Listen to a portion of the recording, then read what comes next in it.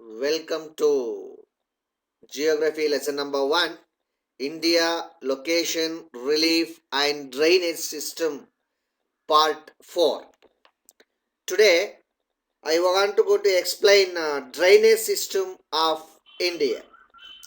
A drainage system is an integrated system of tributaries and a trunk stream which collects and drains surface water into the sea, lake or some other body of water. The total area drained by a river and its tributaries is known as drainage basin. The drainage pattern of an area is the result of the geological structure of the respective areas. The river system provides irrigation, drinking water, navigation, power as well as grant livelihoods for a large number of populations. The drainage system of India is broadly divided into two major groups on the basis of their locations. They are Himalayan rivers and the peninsular rivers. Today we are going to learn about Himalayan rivers. These rivers are found in the North India and originated from Himalayas. So they are also called as Himalayan rivers. These are perennial rivers, always water running rivers. Now in that types of rivers, first we are going to explain the Indus river system. The Indus river is one of the largest river of the world.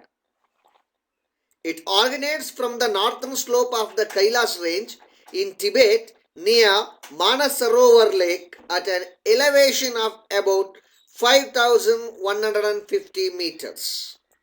Its length about 2,880 kilometers, only 709 kilometers in India it will be run. The river has a total drainage area extending 11,65,500 square kilometer, in which 3,21,289 square kilometers areas are drained in India. The river flows through the Ladakh and Jaskar ranges and creates deep gorges. The river runs through Jammu and Kashmir, turns south near Chillar and enters Pakistan.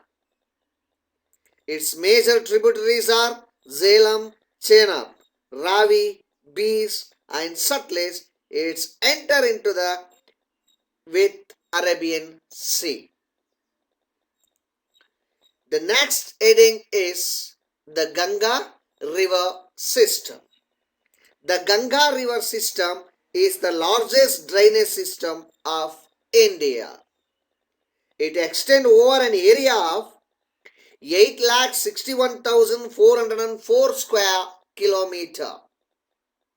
The Ganga Plains is the most densely populated place in India and many towns are developed on the banks of the river. The river Ganga is known as the river Padma in Bangladesh. The Ganga river originates as Bhagirathi from the Gangotri glaciers in Uttar Kasi districts of Uttarakhand state at an elevation of 7,010 meters. The length of the river Ganga is about 2,525 kilometers. The major tributaries of from the north are, there will be now in the map, Gomati, Kosi, Gagra. From the south, and Yamuna is largest tributaries of Ganga, and Son, Chambal, etc. are the tributaries of Ganga river.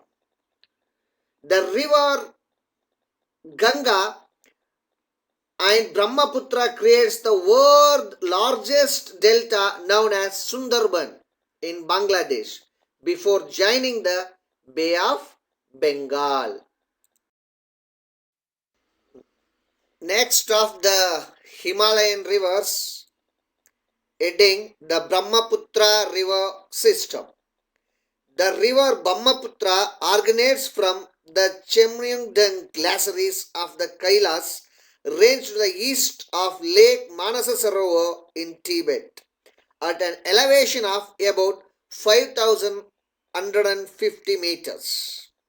The total area is about 5,80,000 square kilometer, but the drainage are found in India is 1,94,413 square kilometers. This river, known as Sangpo, means the purifier in Tibet. The length of the river is about 2,900 kilometers. It's only run in 900 kilometers in India. It enters into the India through the Gorge in Arunachal Pradesh, namely Dihang. It has many tributaries. Tista, Manas, Barak, Subansiri are some of them. The river is called as Jamuna in Bangladesh. After it joins with the river Ganga in Bangladesh, the river is called Meghana. These are the characteristics of Brahmaputra river. Now, characteristics of Himalayan rivers. So the first one is these all three rivers are originated from Himalayas. These rivers are long and wide in range. These are always flowing water. That's why we are called that perennial in nature, but it's not suitable for hydropower generation. Next, drainage system of India. Second main heading, Peninsular rivers. These are called our rivers. It means South India. That's why. The rivers in South India are called the Peninsular rivers. Most of these rivers originate from the Western Ghats. These are seasonal rivers, non-perennials, because when the rain will come, that times only it will be run. They have a large seasonal functional and volume of water as they are solely fed by rain. These rivers flow in valleys with step gradients. Based on the direction of flow of peninsular river are divided into two parts: west flowing rivers and east flowing rivers. First we are going to learn about east flowing rivers. In the east flowing rivers, first we are going to learn about the river Mahanadi. The river Mahanadi originates near Sihwa in Raipur district of Chandigarh and flow through Odisha. Its length is 851 kilometers. Shiont, Talin, Sandur and Ibi are the major tributaries. The main stream of Mahanadi gets divided into several distributors such as Paika, Birupa, Chitrala, Jengudi and Nun. All these tributaries from the delta of Mahanadi, which is one of the largest delta in India. The Mahanadi empties its water in Bay of Bengal. The second river, Godavari. Godavari is the longest river, 1,465 kilometers with an area of 3.13 lakhs kilometers squares among the peninsular rivers. It is also called Vriddhi Ganga. It originates in Nasik district of Maharashtra, a portion of Western Ghats. It flows through the states of Telangana and Andhra Pradesh before joining the Bay of Bengal. Purna, Penganga, Pranita, Hindravati, Tal, and Salami are its major tributaries. The river near Rajamundry gets divided into two channels called Vasistha and Gautami and forms one of the largest delta in India. Koleru, a freshwater lake, is located in the deltic region of the Godavari. The third river, Krishna. The river Krishna originates from a spring at a place called Mahabaleshwar in the western Ghats of Maharashtra. Its length is 1,400 kilometers and an area of 2.58 lakh square kilometers. It is the second largest peninsular river in Bhima, Pedavagu, Musi, Koyna, and Tungabhadra are the major tributaries of this river. It is also flows through Andhra Pradesh and joins in Bay of Bengal at Hamsala Devi places. Next river is Kaveri. The river Kaveri originates at Talkaveri in Kodagu hills of Karnataka. Its length is 800 kilometers. The river Kaveri is called Dakshina Ganga or Ganga of South. Arangi, Hemavati, Kabini, Bhavani, Arkavati, Noel, Amaravati, etc.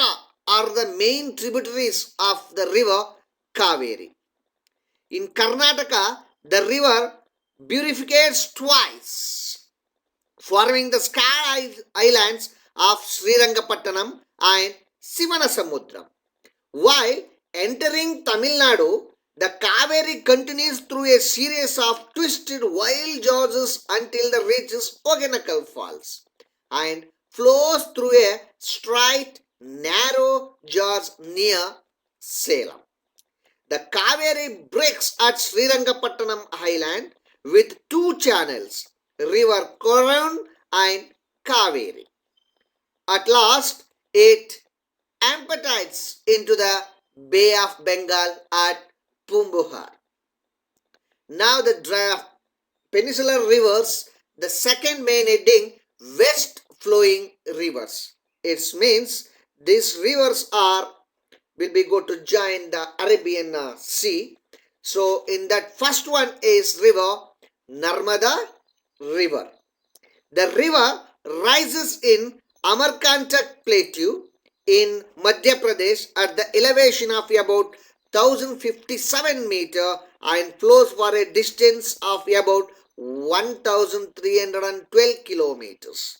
It covers an area of 98,796 square kilometers, forms 27 kilometer long estuaries before outfalling into the Arabian Sea through the Gulf of Canberra.